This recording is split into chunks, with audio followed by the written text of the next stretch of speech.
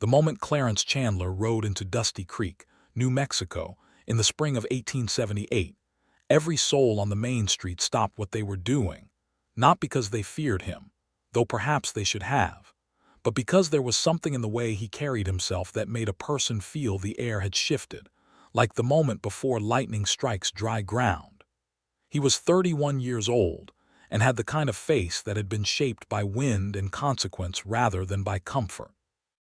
His jaw was set in a permanent suggestion of patience, the kind that had been tested so many times it no longer looked like patience at all, but instead like iron. He wore a brown duster that had seen better decades, boots that told the story of 1,000 miles, and a hat pulled low enough to shadow his eyes from strangers. He did not wave. He did not nod. He simply guided his bay horse, a steady animal named Gus, down the center of the street as though the town had always been expecting him and had merely failed to prepare properly. He was not a man who explained himself. Dusty Creek was the kind of town that had sprung up the way most frontier towns did in those years, around water and around the promise of something better, neither of which had quite materialized as hoped. There was a general store run by a man named Horace Finch, who kept his prices high and his scales slightly wrong, a saloon called the Red Lantern that doubled as a lodging house when necessary, a livery stable operated by a half-deaf old man named Pete Alderman, and a small schoolhouse at the eastern edge of town that had been built with optimism and subsequently ignored by the town council. There was also, tucked between the post office and the smithy, a small boarding house with a blue-painted door that stood out from everything else in town like a wildflower growing through cracked earth. The blue door belonged to Sarah Keller. She was 26 years old and had been running the boarding house for 3 years since her husband, Thomas Keller, had died of a fever that came on fast and left faster, taking him with it one October night before she had even fully understood that he was in danger. Thomas had been a decent man, quiet and steady, and she had cared for him deeply in the way one cares for something familiar and reliable. His death had not destroyed her, though it had changed the shape of her life considerably. She had no family within traveling distance, no money beyond what the boarding house brought in, and a reputation in Dusty Creek as someone who was composed beyond what most people found comfortable. She was not cold. The children in town knew better than that, since she always had a piece of hard candy in her apron pocket and never refused a conversation.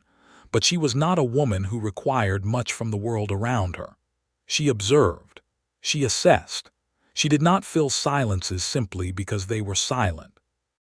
She was standing on the porch of her boarding house when Clarence Chandler rode past, shaking out a small rug she had beaten clean of dust, and she watched him the way she watched most things that were new in Dusty Creek, with careful, steady attention. She noted the quality of the horse. She noted the angle of the man's shoulders, which were not tense in the way that men who were hiding something usually were, but rather settled, like a man who had accepted whatever he carried and had chosen to carry it upright. She noted that he did not look at her, though she had the distinct and not entirely unpleasant feeling that he had noticed her anyway. She went back inside and thought nothing more of it. He would have rented a room at the Red Lantern, as most passing travelers did, except that when he went inside the smell of the place reminded him of every saloon he had ever spent too much time in, and the look of the man behind the bar reminded him of several people he had deliberately put distance between himself and. He asked if there was anywhere else to stay in Dusty Creek, and the barman, with the generous spirit that defined most of his interactions, jerked a thumb toward the east end of town and said, "Blue Door. Widow woman runs it. She charges fair, but she won't tolerate nonsense." Clarence had looked at the man steadily for a moment and then said, "That suits me," and walked back out into the late afternoon light. He knocked at the blue door, and Sarah answered it wearing a flour-dusted apron and an expression of mild inquiry, which was the expression she wore the way other women wore their finest Sunday hat as something chosen and reliable. "I am looking for a room," he said. His voice was low, not soft exactly, but economical. Like a man who had learned that words were a resource and had decided to stop wasting them. "How long?" she asked. He considered this with what appeared to be genuine honesty. "I am not certain. A week to start." She looked at him the way she had looked at him from across the street, with that quiet, assessing attention. Then she said, $2 a week. Meals are at 7 in the morning and 6 in the evening. I do not serve food between those times. There is a pump in the yard for washing. I do not permit drinking on the premises or loud behavior after 9 o'clock. "Yes to all of that," he said. She stepped back from the door and let him in. His name she learned when he signed the small ledger she kept on the hall table, Clarence Chandler, written in a hand that was neat and deliberate, the hand of someone who had been taught to write carefully and had not forgotten. She showed him to the room at the end of the upper hallway, which was the best room in the house, the one with the window that faced west and caught the sunset, because it was also the only room currently unoccupied.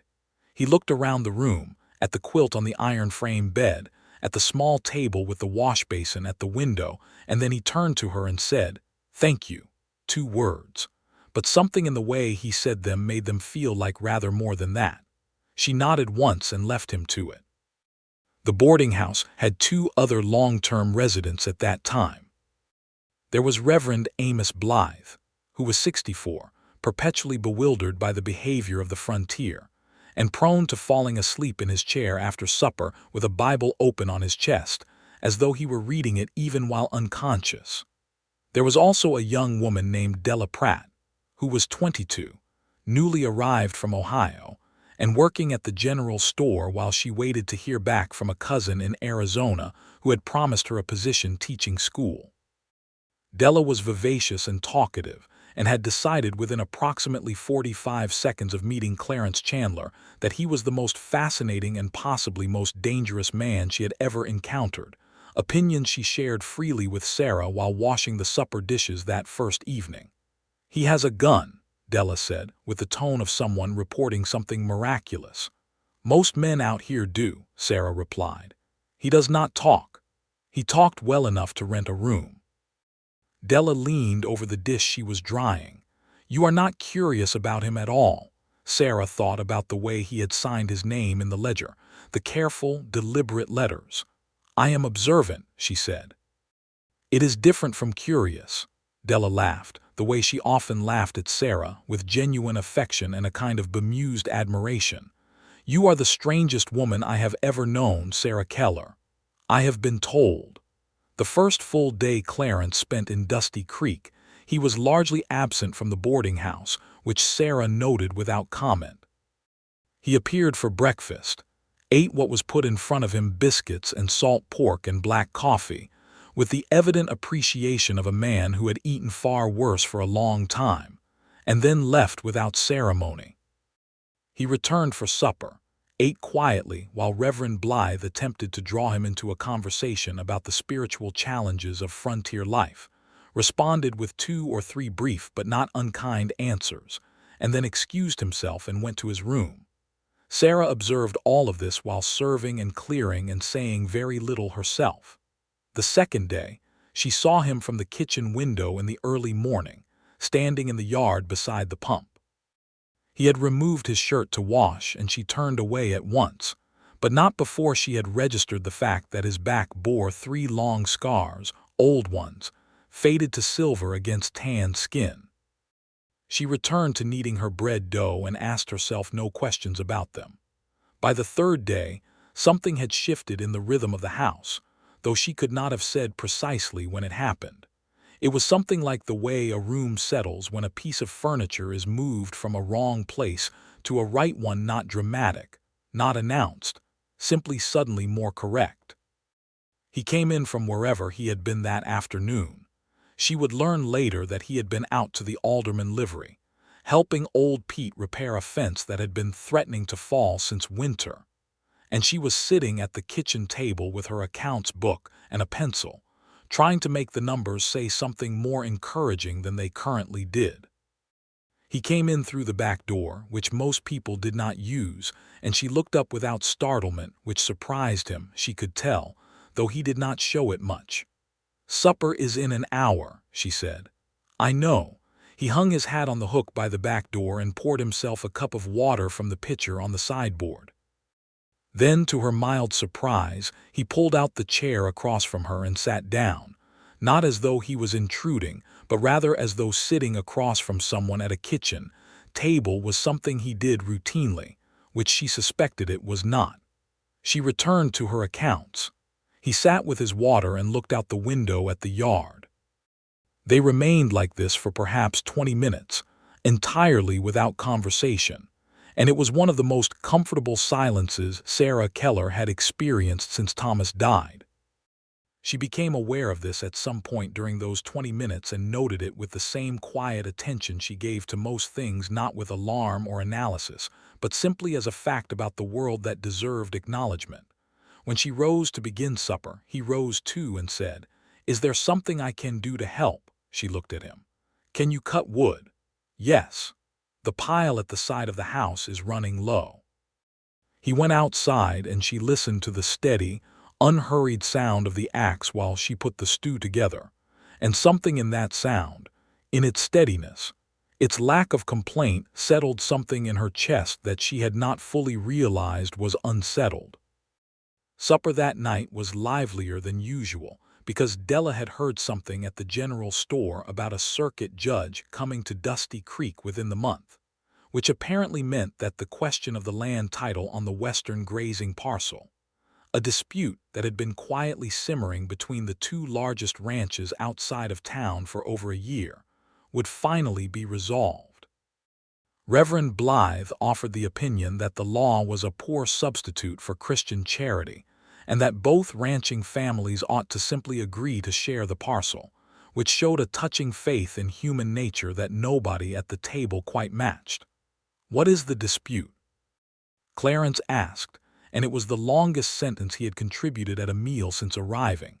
Sarah explained it, the Harlan family on one side and the Deacon brothers on the other, both claiming prior purchase, both having paperwork of questionable clarity, both having tempers of absolute certainty. Clarence listened, and when she finished he said, "The water source." She blinked at him. "Yes, there is a spring on the western edge of that parcel." He nodded slowly, as if something had confirmed itself. "It is always about the water," he said, and then returned to his stew. Della looked at Sarah across the table with an expression that said, clearly and without ambiguity, "You see what I mean about fascinating." Sarah returned to her stew and said nothing, but the corner of her mouth moved in a way that Della would later describe, at considerable length, as almost a smile. It was in the second week that the real shape of things began to emerge, the way rock formations emerged from desert haze as you moved closer to them, gradually revealing their true size and character. Clarence had not moved on. He paid his second week's board without comment, and if there was any explanation for why a man who had said he was not certain about how long he would stay was choosing to stay, he did not offer it and she did not ask. She had her theories. Dusty Creek sat at a junction of two old cattle trails, and a man who knew cattle and horses, which he clearly did, given the amount of time he was spending helping Pete Alderman and the way the horses responded to him, could find steady work of a passing kind here without committing to anything fixed. That was a reasonable explanation. It was also a reasonable explanation that did not quite account for everything. She caught herself one morning, noticing where he was in the house without meaning to, noticing the sound of his boots on the stairs, the specific weight of his tread, not heavy, not light, deliberate, and knowing it distinct from Reverend Blythe's shuffling step and Della's quick light movement. She caught herself doing this and simply accepted it as information without deciding what to do with it.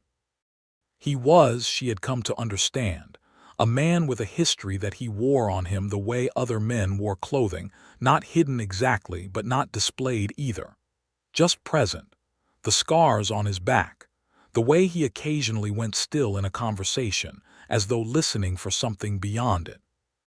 The practiced ease with which he handled the rifle she had noticed beside his saddle pack, the kind of ease that spoke of long familiarity. He had been somewhere difficult.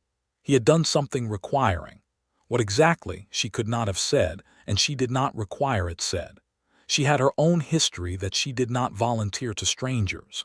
3 years of widowhood, a marriage that had been good without being grand, a grief that had been real without being disabling.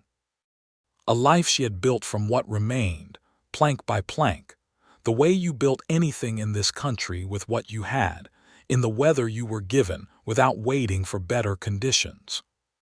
What she had not expected was to find, in the person of Clarence Chandler, something that felt startlingly like recognition. It happened on a Thursday afternoon. She had gone to the Finch General Store for supplies, and the exchange with Horace Finch had been, as it sometimes was, irritating. He had shorted her on the flour again, that small, almost imperceptible shortfall that she could never quite prove but always felt in the weight of the bag. She returned to the boarding house with a controlled expression that was not quite a frown, but was on that road, set the supplies on the kitchen counter, and began putting them away with perhaps slightly more force than necessary. Clarence was at the kitchen table.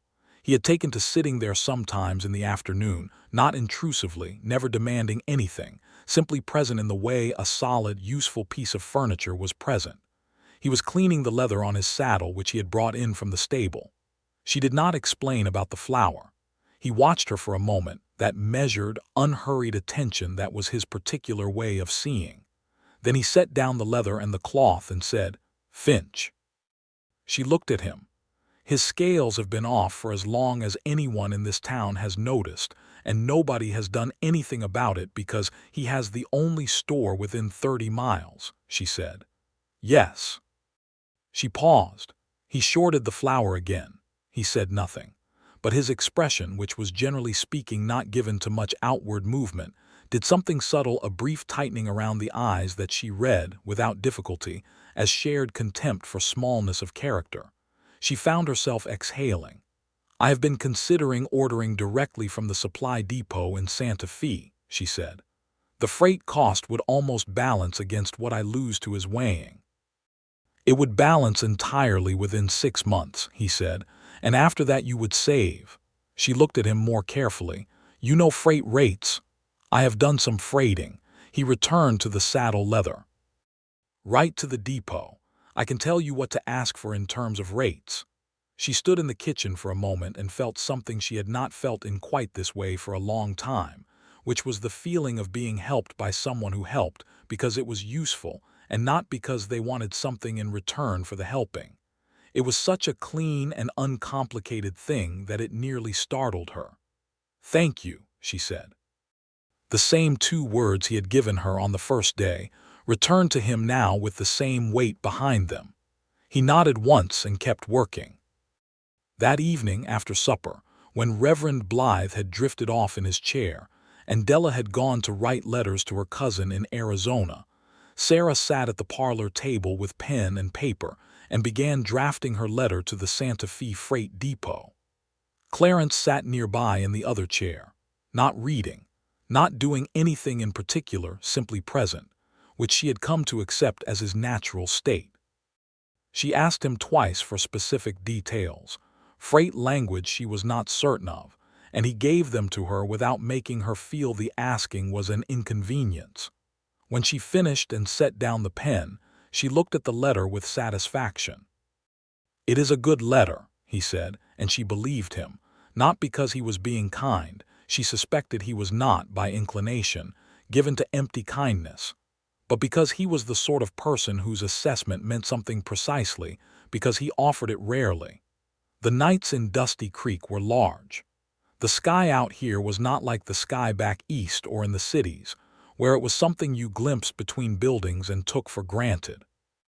Out here the sky was the main thing, vast, presiding, full of stars on clear nights that made a person feel both very small and somehow, paradoxically, less alone. Sarah had noticed this when she first came west with Thomas and had never stopped noticing it. She sometimes sat on the back step of the boarding house after the day was done, and the house was quiet and simply let the bigness of the sky do whatever it did to her chest. One night, perhaps 10 days after Clarence arrived, she came out to the back step and found him there. He was sitting on the step with his arms resting on his knees and his face turned up to the sky, and there was something in his posture that was different from his daytime posture, less braced, somehow. Softer in the way stone is softer when the sun goes off it and the temperature begins to drop, and it releases the heat it has been holding all day. She almost went back inside.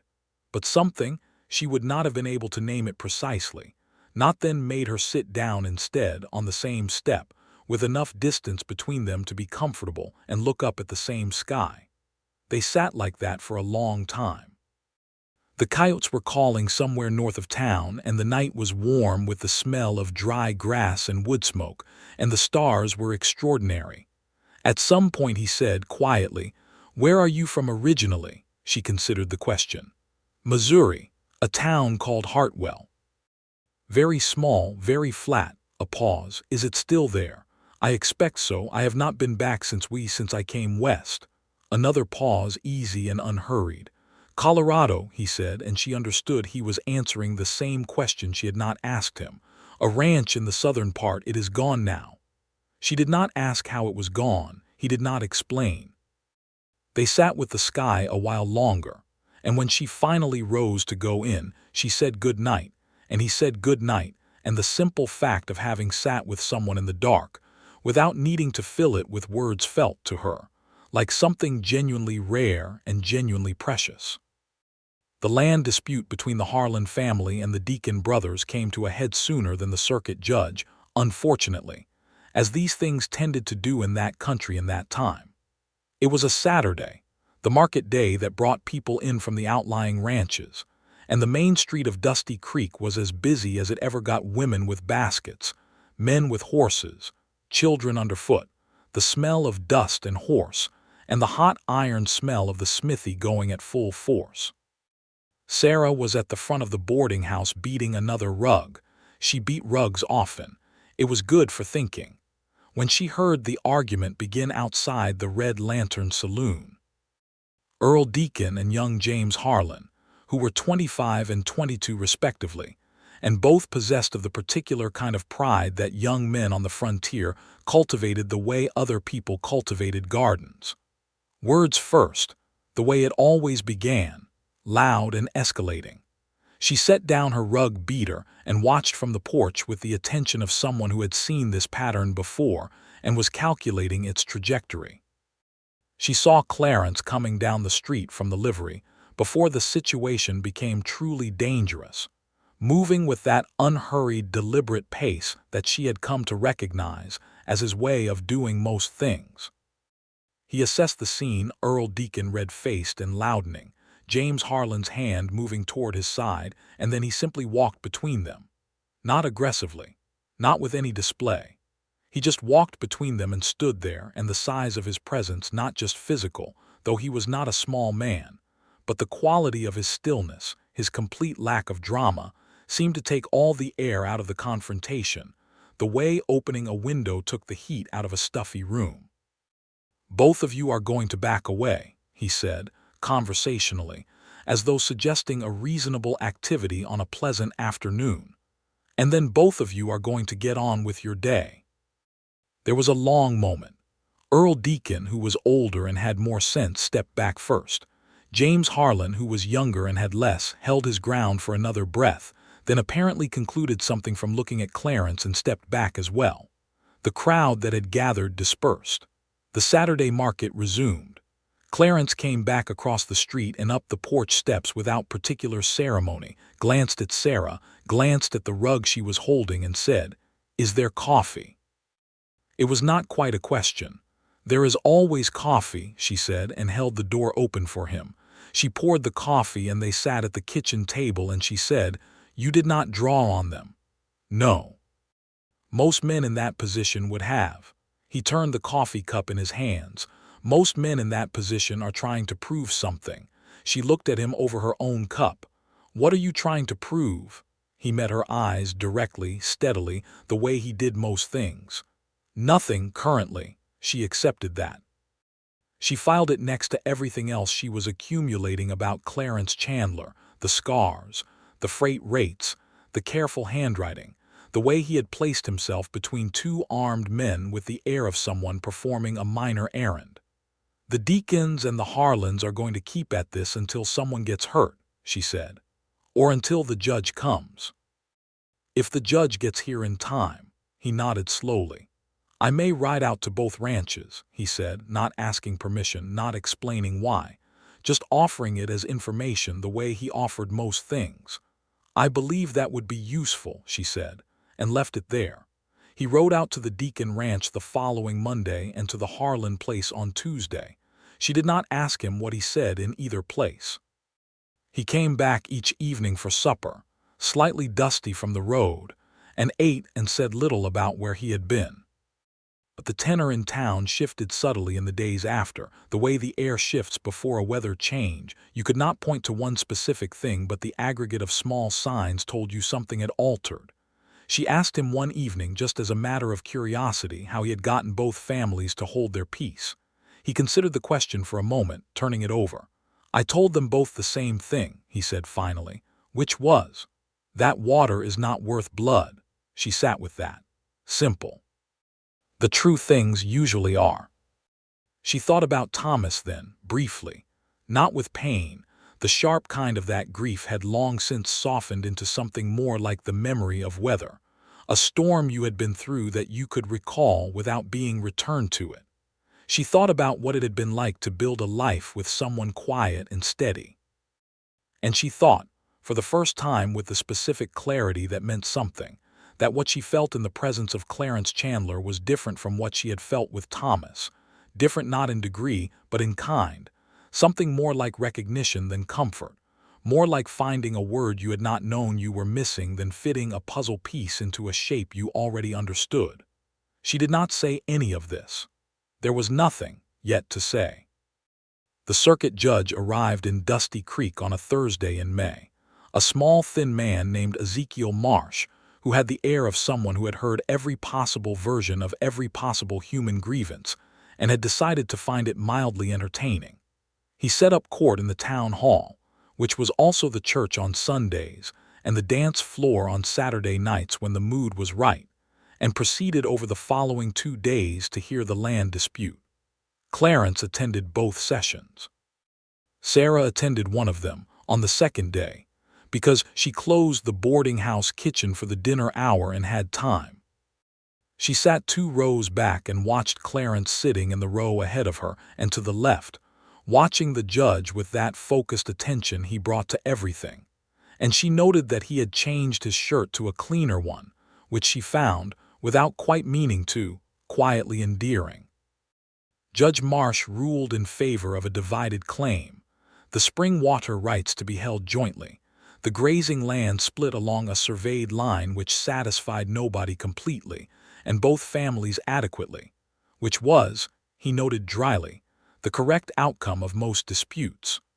Both Earl Deacon and Old Man Harlan looked as though they had swallowed something unpleasant but were prepared to keep it down. After the session, standing in the street outside the town hall, Clarence said, "A fair ruling." "Better than most," she agreed. They walked back to the boarding house together, side by side in the afternoon light, and she noticed that they fell into the same pace without discussion, as though their feet were in agreement about something.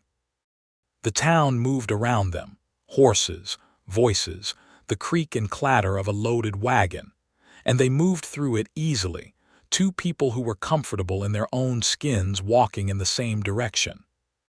Della was on the porch when they returned and watched their approach with an expression that managed to communicate both delight and a certain proprietary satisfaction, as though she had personally arranged the whole thing.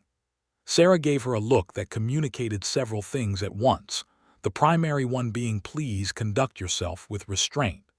Della arranged her face into an expression of perfect innocence that fooled absolutely no one.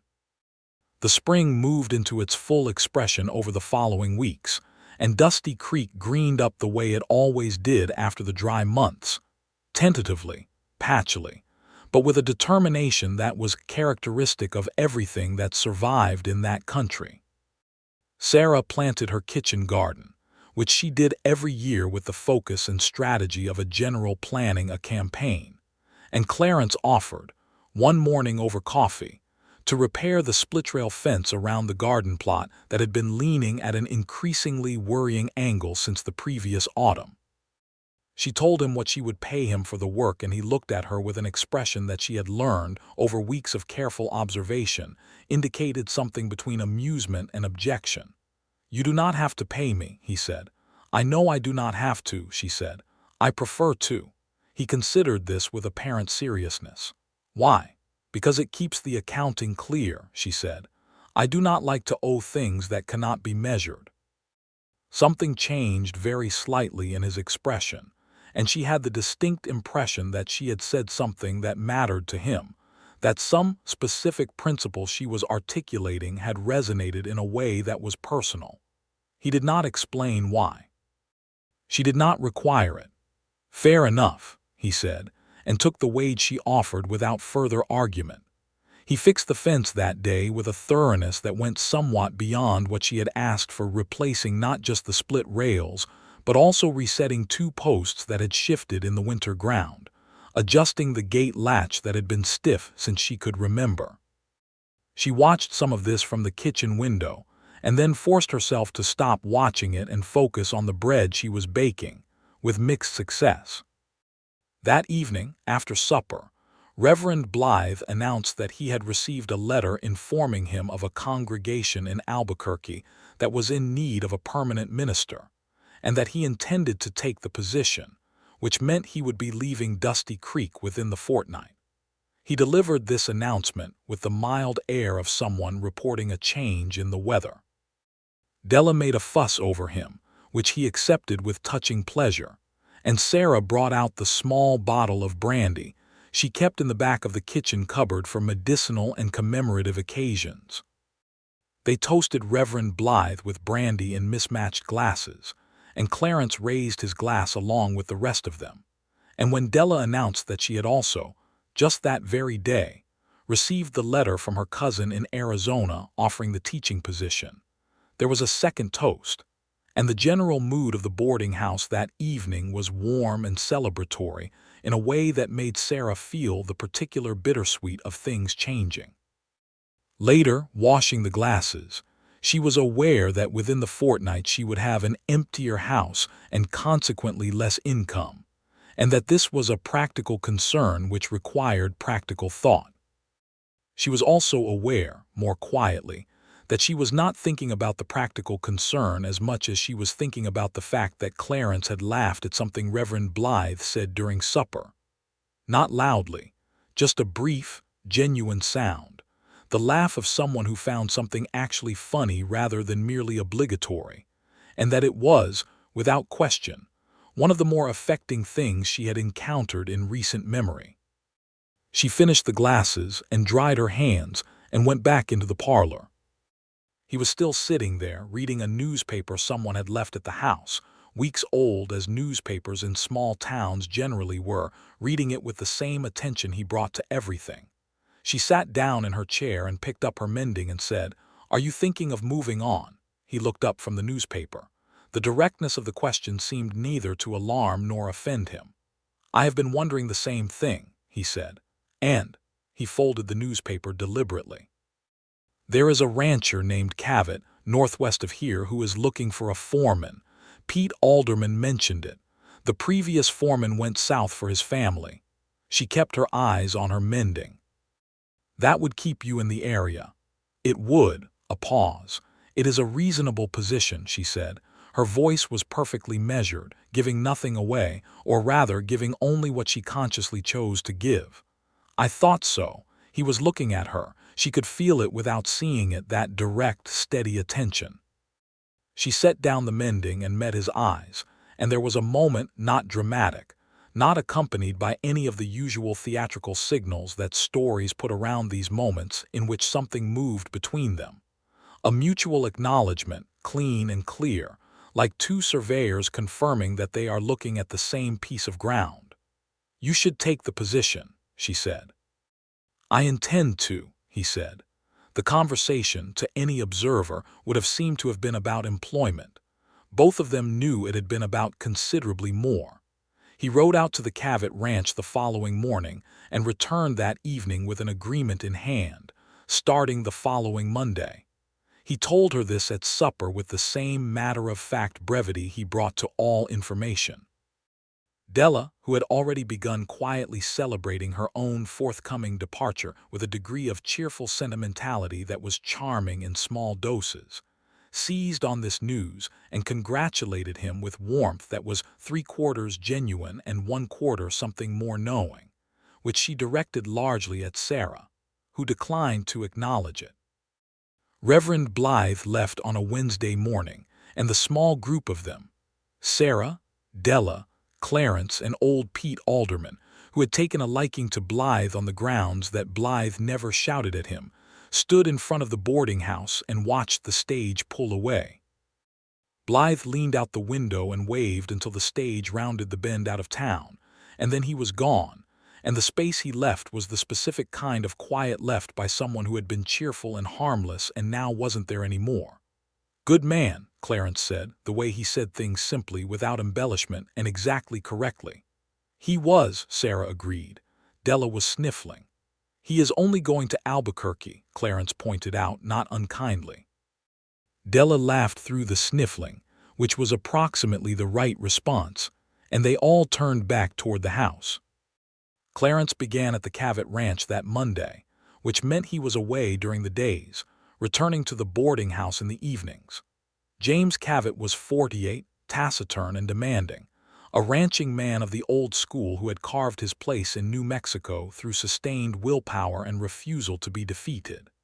He and Clarence, Sarah suspected, probably communicated in a language composed largely of silences and nods, which would suit them both. She was right about this, as she was about most things she took time to observe properly. The evenings at the boarding house were quieter now, with Blythe gone and Della preparing for her own departure.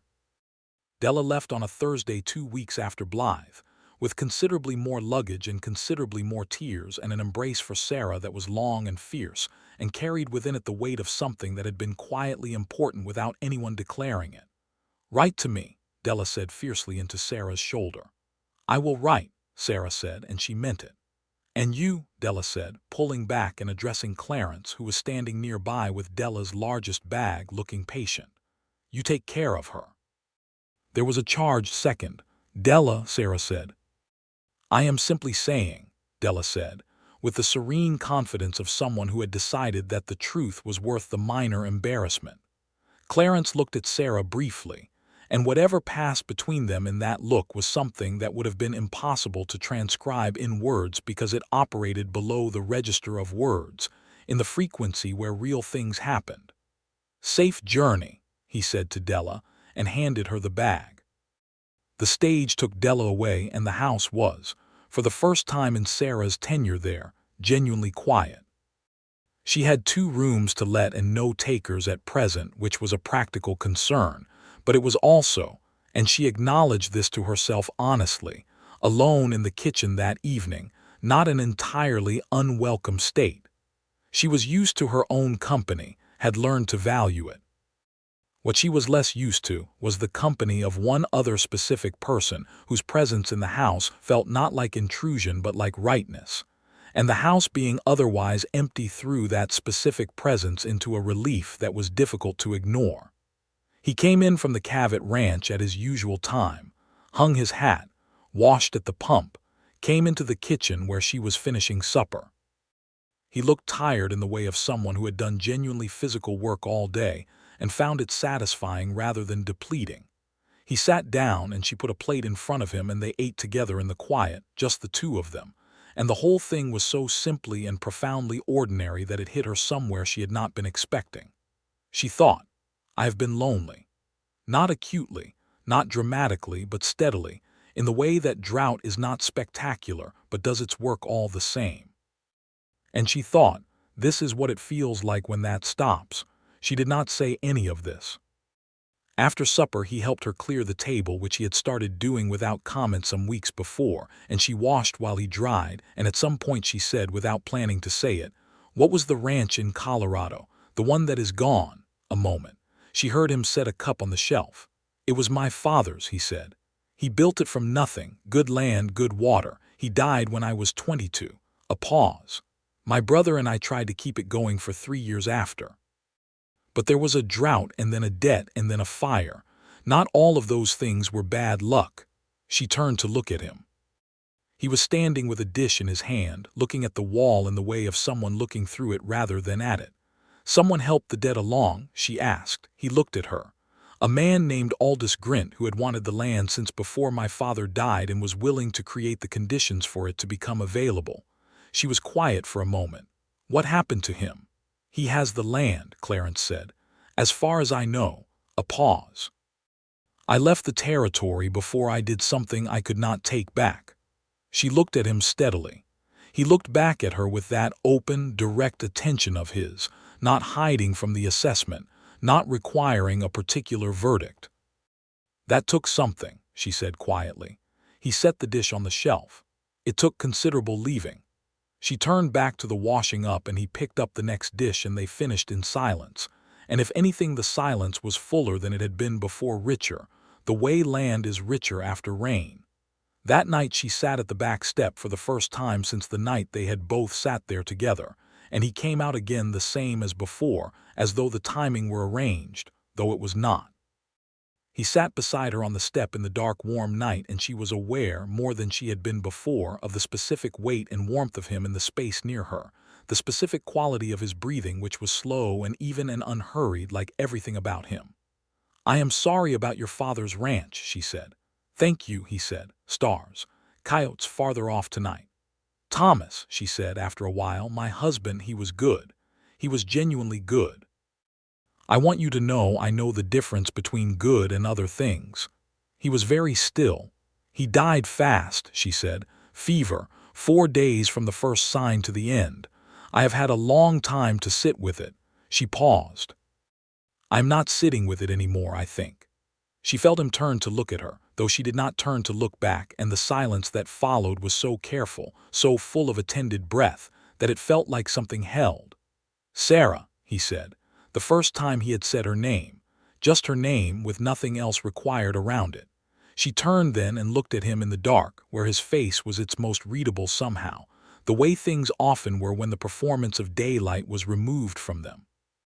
"I know," she said, and she meant, "I know what you are feeling. I know what this is. I know we are not imagining it. I know there are large and complicated things that happen between people, and I know this is one of them." He was not a man who explained himself. She was not a woman who required it. And sitting there on the back step in the warm New Mexico night, that particular combination of things felt like the specific and irreplaceable architecture of something very good. He did not reach for her hand that night. He did not say anything more than her name. But when they finally rose and went inside, he paused in the doorway of the kitchen and looked at her in the lamplight, and there was so much in his expression, not complicated, not layered with performance, just true, that she carried it up the stairs with her like warmth. She lay awake for a time after, not with the restless quality of anxiety but with something more like aliveness, the sharpened sense of being fully in your own body and the world, that she had not felt for a long time. June came in hot and gold, the way it always did in New Mexico, and the days lengthened into something almost lazy in their abundance of light. The boarding house was still without tenants, which was a financial concern that Sarah managed by writing a clearer advertisement and sending it to the Santa Fe newspaper, and in the meantime made herself content with 2 rooms of potential income and the satisfaction of a well-run house. Clarence took a Sunday morning off from the Cavett Ranch on the 2nd Sunday in June, which James Cavett apparently permitted on the general principle that everyone, even foremen, required 1 day a week in which they were not working for him. He appeared at breakfast on that Sunday, without the look of preparedness for physical labor that he had on weekdays, wearing a clean shirt and moving with something slightly less braced than usual, slightly more like how he had looked on the back step. Sunday Clarence, she had decided, was her favorite version, not because he was different in kind, but because the slight relaxation of his habitual readiness showed the shape underneath more clearly, like seeing the architecture of a wall when the plaster is removed. He asked, over coffee, if she would like to ride out to look at the country. She looked at him. "I have been here 3 months and not been outside of town except for the ranches," he said. "The country seems worth looking at." She had 2 horses, her own mare named Cleo, and a second horse that she kept for boarding house business, an older gray called Mercer. She had not been out on Cleo for pleasure in longer than she was comfortable admitting. "Give me 20 minutes," she said. They rode out north of town, where the land opened up into the broad, sage-colored expanse that she had been looking at from the porch and from the kitchen window for 3 years, without quite getting outside into it. It was magnificent in the way of things that are too large for any single appreciation. The mountains to the north still showing snow on their peaks despite the June heat, the sky doing something extravagant with light that the painter's eye could not have improved on, the sage releasing its dry, clean smell as the horses moved through it. She had forgotten, a little, what she loved about this country. She had been inside the boarding house so long, managing and accounting and cooking and cleaning, that the grandness of the landscape had become something she looked at rather than something she inhabited. Coming into it now, on Cleo's back with the sun pressing warm and clean on her shoulders, she felt it come back, the specific Western feeling of being very small in a very large world, and finding that to be a relief rather than a terror. She looked over at Clarence riding beside her and found him looking at the mountains with an expression she recognized, the expression of someone who was at home in open country and was feeling, right now, most themselves. "Do you miss Colorado?" she asked. He considered it honestly, parts of it, the specific way the mountains looked from the front porch in the morning, a pause, not the end of it. "No," she said, "I expect not." They rode in comfortable silence for a while, following no particular trail, and then climbed a low rise that gave them a view back over the town. Dusty Creek spread out small and particular below, the blue door of her boarding house visible from here, a small bright point among the brown and gray of the other buildings. "It looks different from up here," she said. "Most things do." She looked at the blue door from this distance and thought about what she had made there. Not just the business of it, but the life of it. The meals and the conversations and the slow, careful work of being a woman alone in a country that did not always regard women alone as its most important concern. She thought about Thomas, whose grave was in the small cemetery east of town, which she visited on significant dates and kept clear of weeds. She thought about what it meant to have built something from grief and to have found, somewhat unexpectedly, that the building had made her into someone she recognized with respect. "I like what I have made here," she said. "You should," he said, and it was not flattery, it was assessment, the same clear-eyed, honest kind he brought to everything. She turned to look at him on his horse in the morning light. He was looking at her, not at the town, and there was nothing hidden in his expression, no strategy or careful management, just the direct, steady regard of a man who saw what was in front of him and was not afraid of it. "Clarence," she said. "Yes. I am not in the habit of being uncertain about things," she said. "I find I am slightly uncertain about this and I would prefer not to stay that way." He waited. "I do not know what your intentions are," she said, "and I would like to." Something shifted in his face, not surprise exactly but something like it, mixed with something else that was not at all like surprise but rather its opposite. The look of someone who has arrived at a destination they had not been certain of finding. He moved Gus closer to Cleo, and the horses stood together on the rise, and he looked at her in the full morning light without any of the distancing mechanisms that people used to make things easier and said, "My intentions are entirely toward you, Sarah. If you will have them." She sat with this for a moment, not uncertain, not any more, and then said, "I believe I will." He reached over and took her hand where it rested on the saddle horn, and she let him, and his hand was warm and sure, and she thought, with the clean clarity of something simply true, here. This. The ride back to town was different from the ride out, warmer, charged with a particular bright quality that the morning seemed to be cooperating with. They did not gallop back or rush anything. They rode at the same easy pace, her hand released now for the practicality of riding, but something between them settled and acknowledged in a way that made the physical distance irrelevant. In town, someone saw them ride back together and there was, predictably, talk. This was Dusty Creek, where talk was the primary currency of community life, and two people of a certain age and situation returning from a morning ride together was the kind of event that the town's conversational ecosystem required. Sarah was aware of this and regarded it with the equanimity she brought to most things. Clarence appeared not to notice it, though she suspected he did. At supper that evening he told her that James Cavett, who was apparently not entirely without social perception, had asked him that day whether he intended to stay in the territory permanently, which was a pointed enough question that it probably deserved mention. "What did you tell him?" she asked. "I told him I believed so." She looked at him. He looked at her. "Good," she said. He smiled, the full version, the one she had seen only a few times, which rearranged his whole face in a way that took everything he usually was and added light to it. She thought she could become accustomed to that smile without too much effort. That summer was one that Sarah would remember for the rest of her life, not for any single dramatic thing, but for the accumulation of its ordinary days, which were extraordinary in the way that only the right days can be. Clarence at the table every evening. Clarence's hat on the hook by the back door. Clarence's particular method of watching the sunset from the back step, slightly tilted back, arms braced, face up, as though receiving the colors of it directly.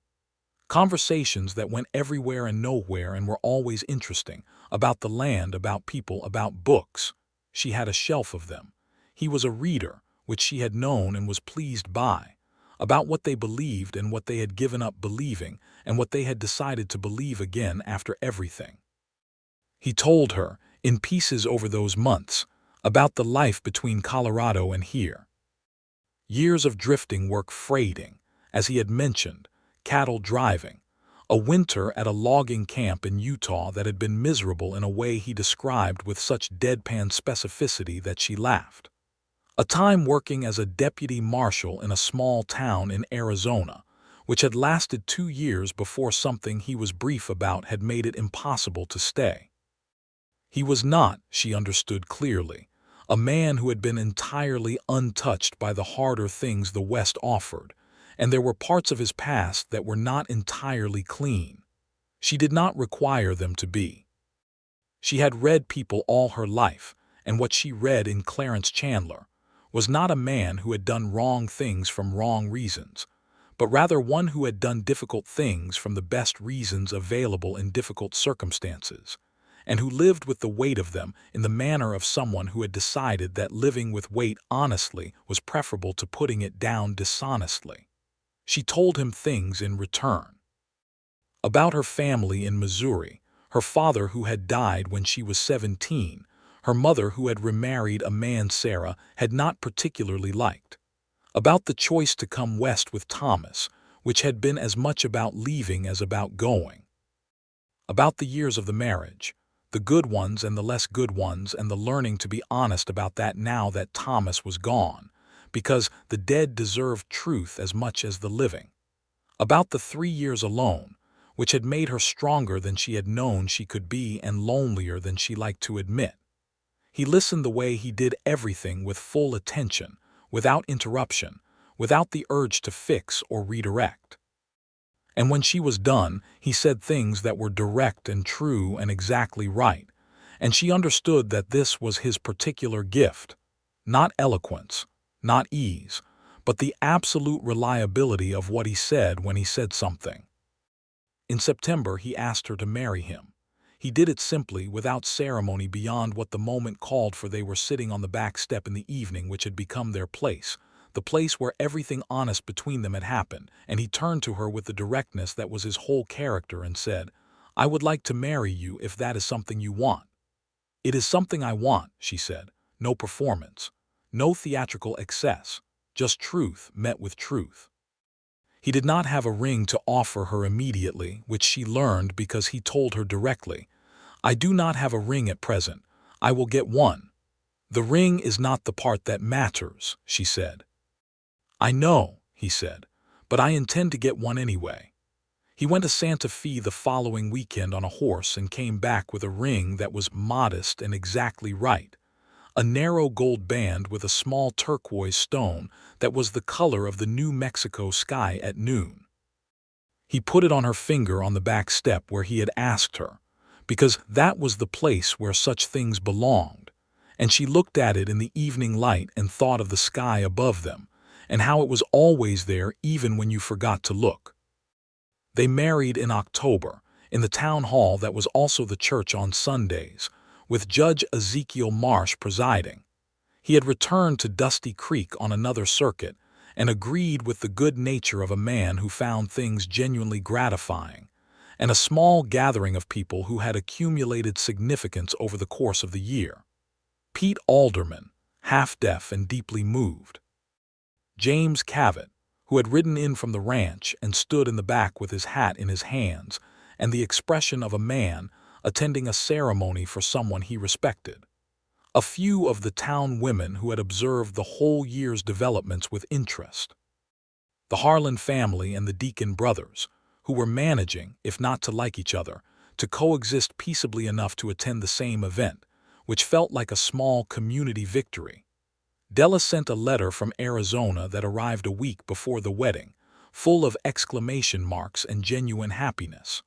Reverend Blythe sent a brief note from Albuquerque that was dignified and warm and ended with the line, "I knew it the first week." Sarah wore her best dress, blue, the color she had always favored. Clarence wore a clean shirt and his least battered coat and had his hair cut by the barber that morning. When Judge Marsh asked him if he took Sarah Keller to be his wife, he said, "I do," with the same quiet certainty he brought to everything, not solemn and not light but exactly real, which was what she had come to need from him more than anything else. When Marsh asked her the same question, she looked at Clarence and said, "I do," and felt the absolute truth of it in every part of herself.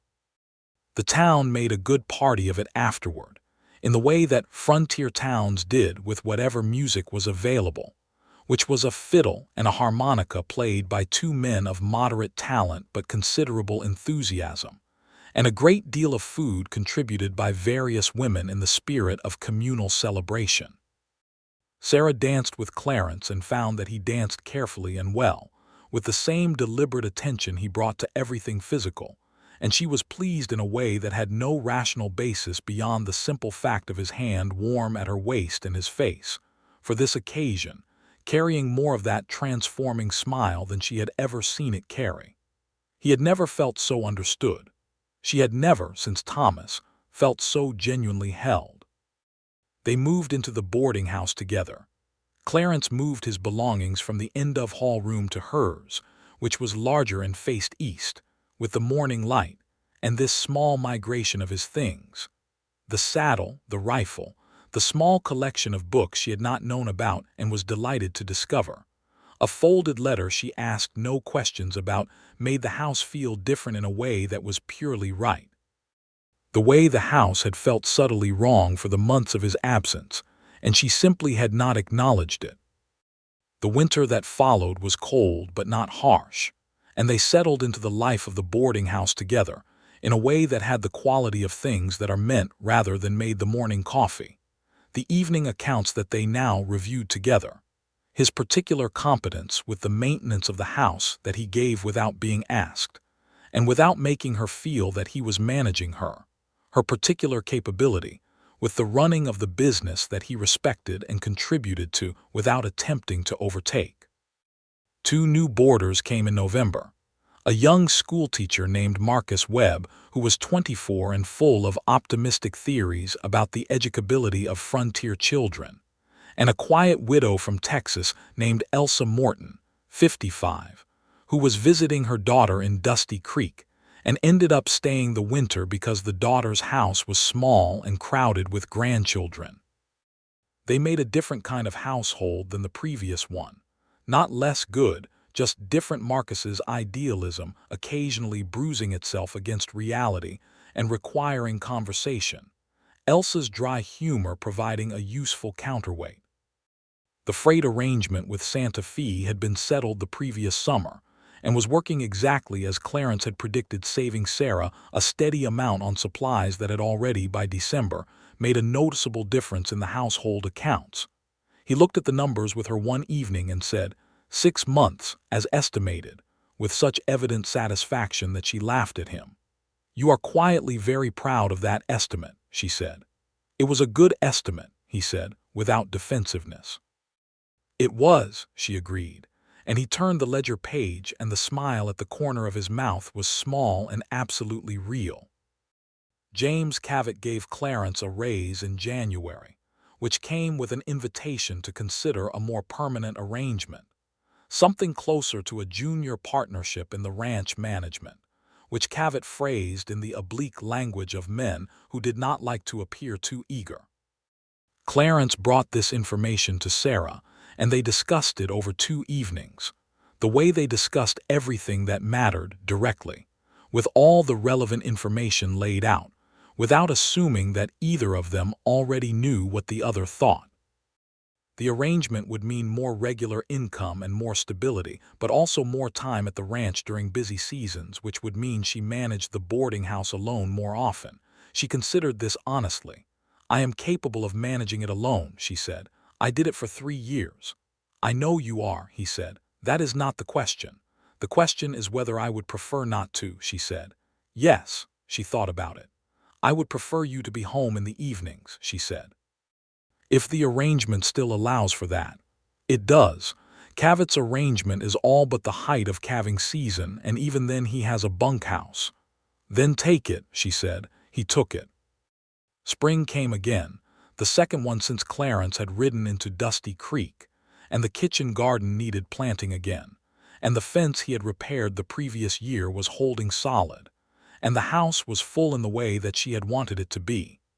Not with tenants necessarily, though there were 2, but with the specific kind of life that she had been building toward without knowing exactly what it looked like until it arrived. She told him she was expecting a child in March, on a Tuesday evening when the light was doing something golden through the kitchen window, and Marcus Webb was pontificating about Latin declensions in the parlor, and Elsa Morton was knitting something large and mysterious. She told him quietly in the kitchen, where the 2 of them were alone, and she watched his face with the full attention that had always been her particular gift. What happened to his face was not performance. It was the face of a man who had not known. He was waiting for something specific until the waiting was over. He sat very still for a moment, and then he looked at her, that direct, unguarded look, and said, "Are you well?" "Perfectly well," she said. "I have been well for weeks." "You did not," he started. "I wanted to be certain before I said anything," she said. "That is simply my nature." "I know your nature," he said, which was entirely true. He stood and came to her, and she let him hold her there in the kitchen with the golden light and the sound of Marcus Webb's Latin in the next room, and she put her face against his shoulder and felt the solid, reliable realness of him, of this, of all of it. "Colorado," he said after a moment. She looked up at him. "If it is a boy," he said. He was looking over her head at something she couldn't see, something interior. "I thought perhaps Cole, for the territory if not for the exact land." She considered this. Cole Chandler, the weight of it. A name that carried what had been lost and made it into something given rather than taken. "I like that," she said. "It may be a girl," he said. "It may be," she agreed. It was a boy. Cole Chandler was born in November of 1879, in the bedroom that faced east, attended by the midwife who served Dusty Creek and the 3 surrounding ranches, a formidable woman named Augustina Reyes, who had delivered more babies than she could count and approached the business with the competence of a general and the warmth of an excellent grandmother. Clarence spent the duration of the labor in the kitchen below, doing things that needed doing: wood for the fire, water heated, everything in order, and the particular sound of his movements in the house, steady and purposeful, was something Sarah found genuinely comforting in the intermittent spaces between the less comfortable aspects of the night. When Augustina brought him up and handed him the boy, wrapped and red-faced and announcing himself to the world, he stood in the doorway of the bedroom with the child in his arms, and Sarah watched his face from the bed. She had thought she knew all his expressions by now. She was wrong. There was a version of him she had not yet seen, which was Clarence Chandler holding his son for the first time, and it was, without contest, the best version. He crossed the room and sat on the edge of the bed and showed her the child, and she thought, "Here we are. Here it is, all of it. Everything from the drought and the debt and the fire in Colorado, from Missouri and Thomas and fever and grief, from 1,000 miles of road and a blue door, and a kitchen table and evenings on the back step under the enormous stars. All of it leading to this room, this man, this small, loud person who was somehow both of them and neither of them, and entirely himself." "Cole," she said, touching the small face. "Cole," he agreed. Augustina, departing with the efficiency of someone whose night's work had resulted in the desired outcome, paused in the doorway and looked at the three of them and said something in Spanish that neither of them fully caught, but that her tone made entirely clear.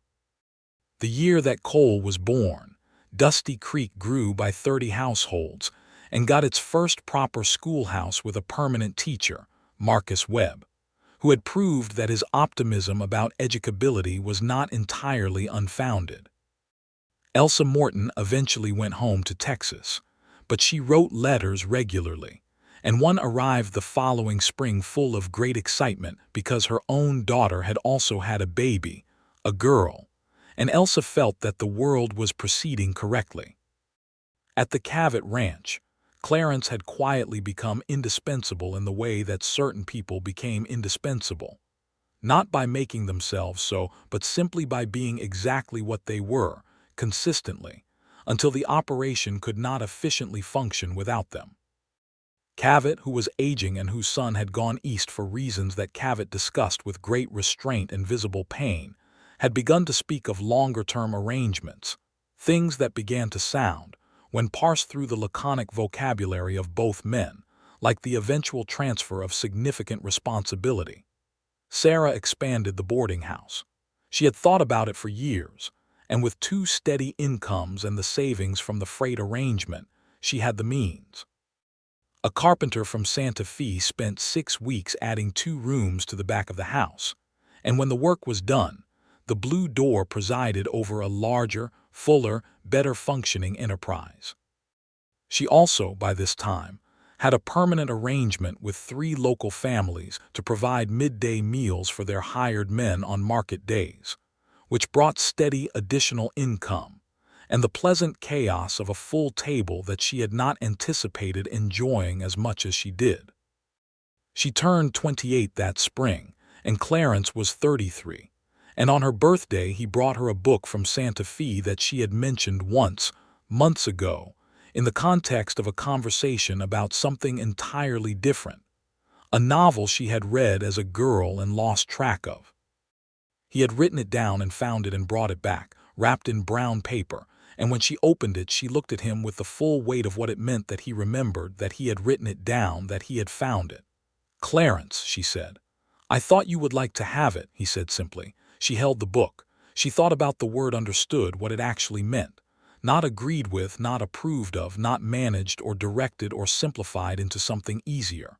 Understood. Known. Carried in someone else's attention as completely and truly as you carried yourself.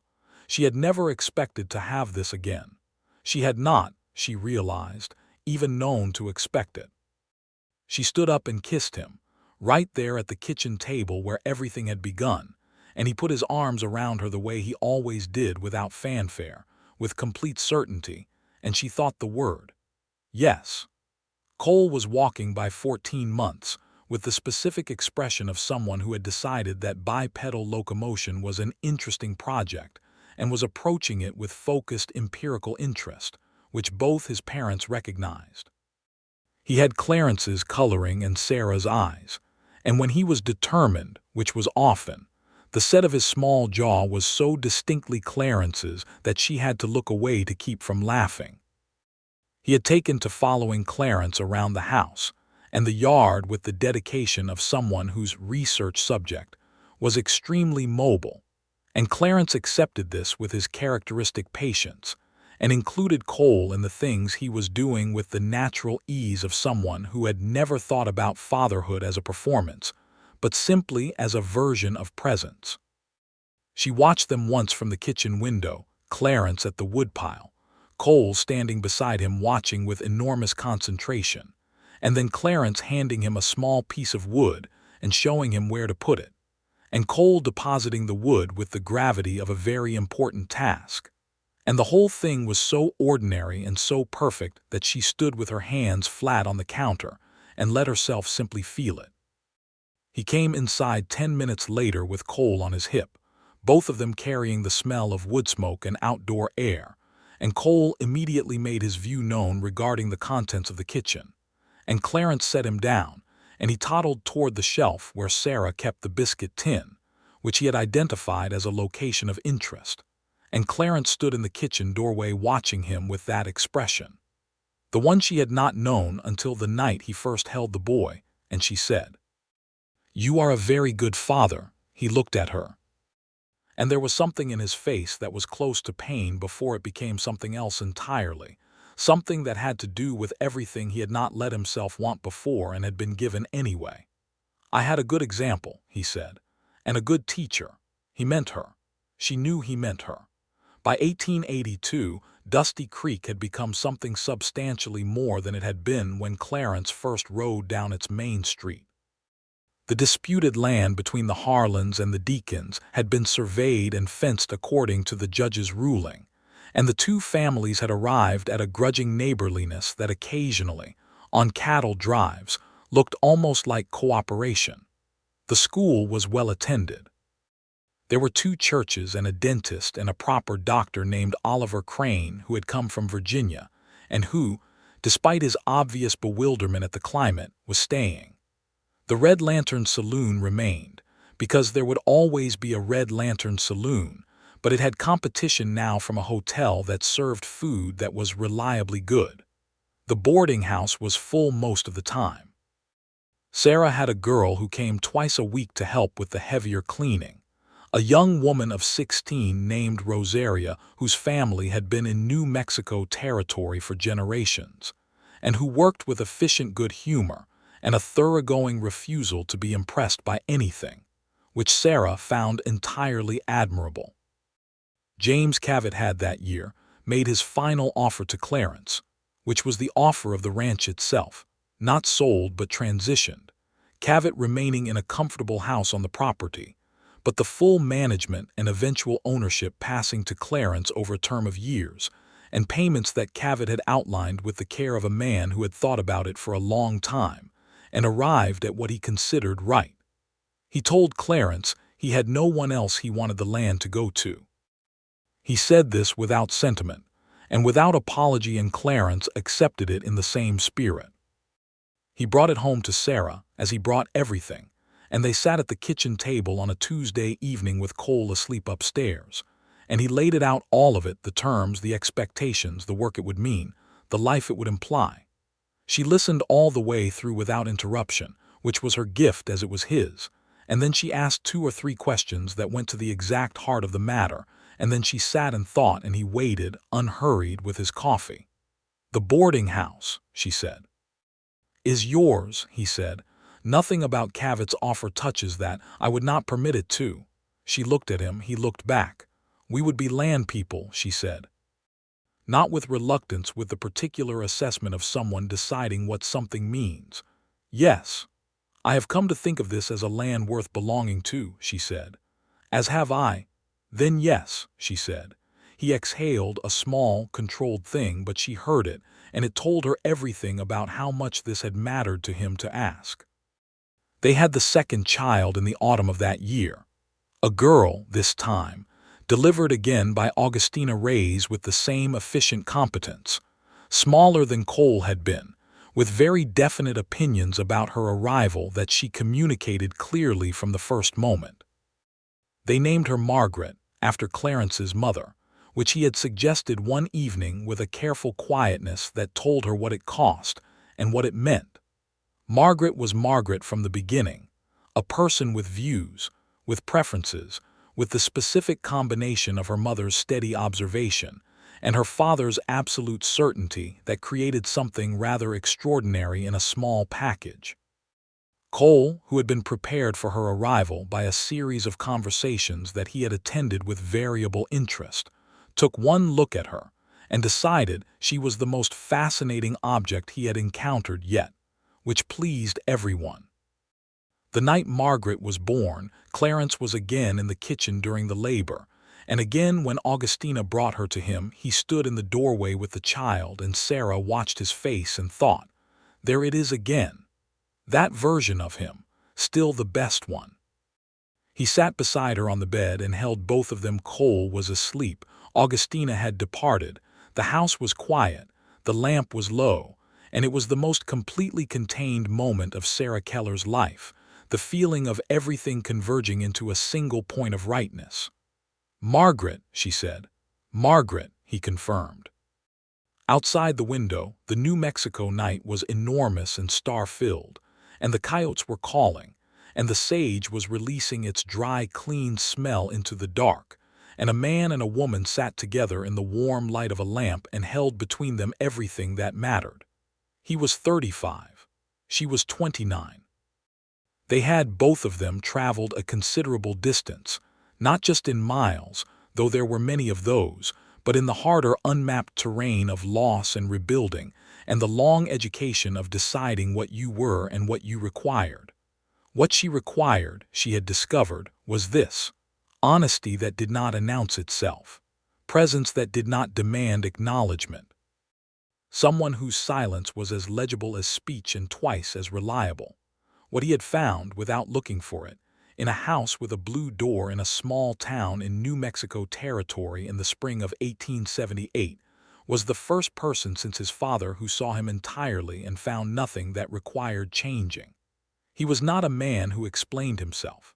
She was not a woman who required it, and he had never felt so understood. In the years that followed, and they were good years, with the ordinary difficulties that good years have, hard winters and difficult seasons, and the thousand small negotiations of a life built with someone else, all of it managed with the directness that was their shared language. They watched Cole and Margaret grow into themselves, with the particular pride of parents who have tried to give their children the tools and the space to become who they were rather than who was convenient. Cole grew tall and careful, with a gift for working with horses that became evident early and only deepened with time. By the time he was 12, he was helping on the Cavett Ranch. Their ranch now, fully transferred, the papers signed in 1885 with James Cavett present, older and slower but still upright, watching with the expression of someone who had done what they set out to do, and he moved through that work with an ease and a seriousness that was unmistakably his father's. Margaret was sharp and loud and interested in absolutely everything, and the question of what to do with her intelligence was one that Sarah had considered with great care and discussed with Clarence with the seriousness it deserved. She attended the Dusty Creek School until she outgrew it, which happened somewhat sooner than the school was prepared for, and then Sarah taught her at home with the books she ordered from Santa Fe, and Santa Fe's books were replaced by books from further east, and Della Pratt, now Della Alvarez, married to a rancher in Arizona, sent books periodically because she had heard about Margaret and decided she was personally invested. Della visited twice in those years, and both times the boarding house was full of noise and laughter in a way that reminded Sarah of the early days, and Clarence endured Della's enthusiastic affection for him with the patience of a man who recognized that some forces of nature were not worth resisting.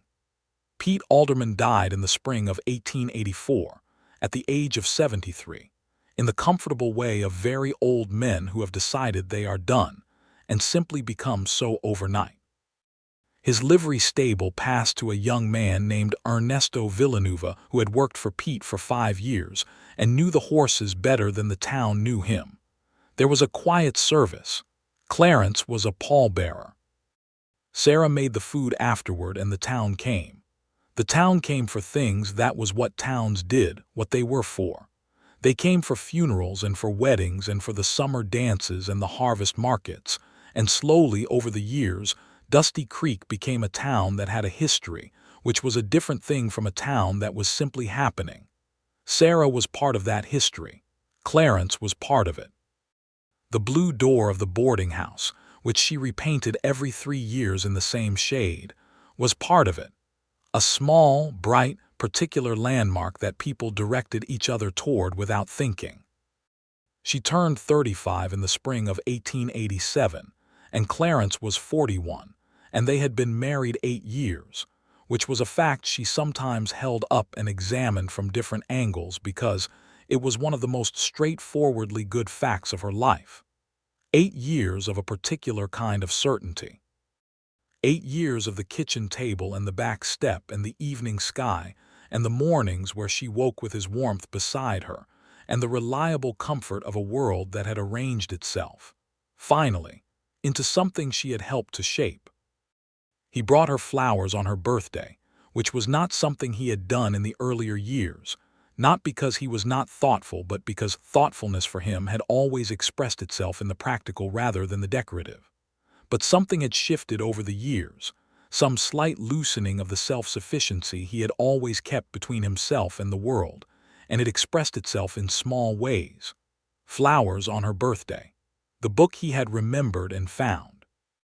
The evenings when she caught him watching her with something in his face that was not the careful, controlled regard of a man managing his exposure, but simply the open, undefended expression of someone who could not help it. She told him once that he was easier to read than he thought he was.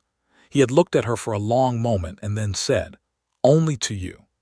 And she understood that this was exactly true, and that it was the largest thing she had been given. The boarding house served Dusty Creek for years, beyond what she had initially imagined when she painted the door blue and opened the ledger and began the careful, solitary work of building something. It was no longer solitary. It had not been for a long time. The accounts were reviewed by 2 people. The kitchen fed more than just boarders now. There were regular gatherings, dinners for the Harlan and Deacon families together, which still made her quietly proud, harvest suppers that included half the town, and the blue door had become, in the particular alchemy of places that are tended with consistent care and genuine welcome, something that people came back to. Rosaria, who had worked for Sarah since she was 16, was 22 now, and had begun to run certain aspects of the boarding house with a quiet efficiency that freed Sarah for other things. She had married the previous year to a man named Francisco who worked on the ranch, and she and Francisco lived in the small house adjacent to the boarding house property that Sarah had offered them at a wage-equivalent arrangement, because she had the house and they needed it, and the math was sensible, and the friendship even more so. What other things did freedom give Sarah? She taught reading on Tuesday and Thursday afternoons to women and a few men in Dusty Creek who had not had the chance to learn it properly. She had started this quietly, with 2 women who had asked and then told others, and by the late 1880s, she had a regular group of 7 or 8 people who came to the table in the boarding house parlor and worked through the hard business of unlocking language. It was the most satisfying thing she did, she thought, besides running the business and raising her children, which were themselves deeply satisfying. But there was something about the moment when a person who had been shut out of written language suddenly moved through the door of it that was in a class of its own. Clarence knew about the reading lessons. He had not said much about them, which was his way with things he admired, but he had built a better bookshelf for the parlor without being asked and had ordered, the following month, a shipment of basic primers from Santa Fe that arrived in a crate and that she opened in the kitchen and looked at and then looked at him, and he was already looking at her. "For the lessons," he said. "Thank you," she said. The same two words. They still carried the same weight they always had, possibly more. By 1889, New Mexico Territory was on the path toward statehood, which it would achieve some years later, and the conversations in Dusty Creek and towns like it were about what that would mean: more law, more settlement, more connection to the East, all the mixed blessings of what people called progress. Sarah followed these conversations with interest, and Clarence followed them with the watchfulness of a man who had seen enough change to know that it ran in both directions. There were things that statehood and progress would not fix, and she was honest about this in the way she was honest about most things. The people who had been here before the settlers, the Pueblo peoples, the Apache, the Navajo, whose land this had been in ways that no survey map acknowledged cleanly, carried the weight of what had been done to them in ways that were visible if you chose to look. She chose to look. She had always chosen to look at the things that required looking at, and it was something she tried to give Cole and Margaret, the habit of seeing clearly even when clarity was uncomfortable. Cole, at 12, asked his father once about the Apache land conflicts he had heard discussed at the ranch, and Clarence sat with him for an evening and talked about it with the directness he brought to everything, including the parts that were unjust and the parts that were complicated and the parts where simple fairness had been abandoned for expedience. Sarah listened from the kitchen doorway. She thought, this is also what it means to raise children well in this country, to not let them look away. Margaret, who was 9, heard some of this and asked questions that were extremely pointed and required considerable thought to answer. She got the honest answers, as she always got the honest answers, because her parents were not people who managed information for the convenience of the manager. The boarding house in the spring of 1890 was full 4 boarders, a full schedule of meals, the reading lessons, the Thursday gatherings that had become a social fixture, and the particular fullness of a family home that had also been a public house for long enough that the two had grown into each other and become something neither quite was alone. Sarah stood at the front window on a March morning watching the street, Dusty Creek, alive with its ordinary business horses and wagons and voices, the smells of the town that she knew as well as she knew her own kitchen, the blue door behind her in its latest coat of paint, fresh from the previous autumn. And she thought about the morning 12 years ago when she had been standing on this same porch with a rug beater, and a man had ridden past on a bay horse, and the air had shifted.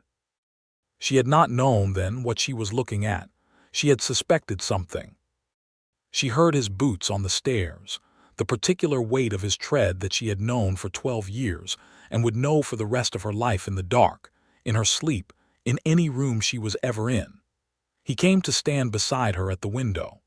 They watched the street together for a moment without speaking, the way they watched most things side by side, separately attentive, together in something that did not require announcement. "Cole wants to know if he can start breaking the new horses himself this summer," Clarence said. "The 2-year-olds. He is 15. I was breaking horses at 15. And how many times did you fall off?" A pause. "That is not relevant information." She looked at him. He was almost smiling. She was almost smiling. "Tell him I said yes," she said, "with you present. He will not like that qualification. He will endure it."